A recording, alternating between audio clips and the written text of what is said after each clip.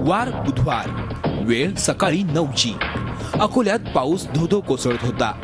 जिल्ह्यातल्या अंदुरा गावालगतच्या पानखास नाल्यानंही रौद्ररूप धारण केलं होतं. पुलावर पाणी आल्यानं अकोटकडे जाणारा रस्ता बंद पडला होता. याच वेळी मुंबईहून अकोटला इंडियन ऑइलचा पेट्रोल घेऊन उत्तरेश्वर चौधरी निघाला होता. एवढ्या पाण्यातून टँकर पुढे जाऊ शकेल असं त्याला वाटलं, पण पाण्याचा प्रवाह वाढला आणि उत्तरेश्वरचा टँकर पाण्यात पलटी होऊन वाहायला लागला आणि फसला. जीव वाचवण्यासाठी उत्तरेश्वर धडपडत होता. पावसामुळे भोवताली पाणीही वाढत होतं आणि उत्तरेश्वरच्या जीवाची भीतीही. संध्याकाळच्या सुमारास बचाव पथक आलं, पण अपुऱ्या साधनांमुळे त्यांना परत जावं लागलं. मात्र उत्तरेश्वरनं जगण्याची उमेद सोडली नव्हती.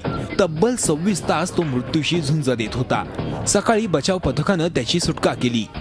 काही गाड्या बारक्या थांबल्या होत्या, मोटरसायकल समोर थांबल्या होत्या. मग ते काही लोक होते, काही लोक म्हणले तुमची मोठी गाडी जाते. आता 2 गाड्या गेले बोलले. मग मोठी गाडी असल्यावर मी पण घातली. ते 2 गाड्या गेलेत म्हणले.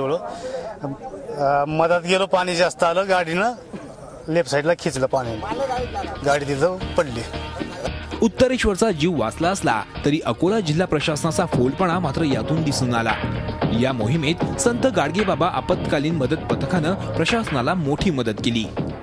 शोध बचाव कार्य करण्यासाठी आमची 350-400 लोकांची टीम सज्ज असते. आपत्ती व्यवस्थापनचं संपूर्ण प्रशिक्षण आम्हाला झालेलं आहे.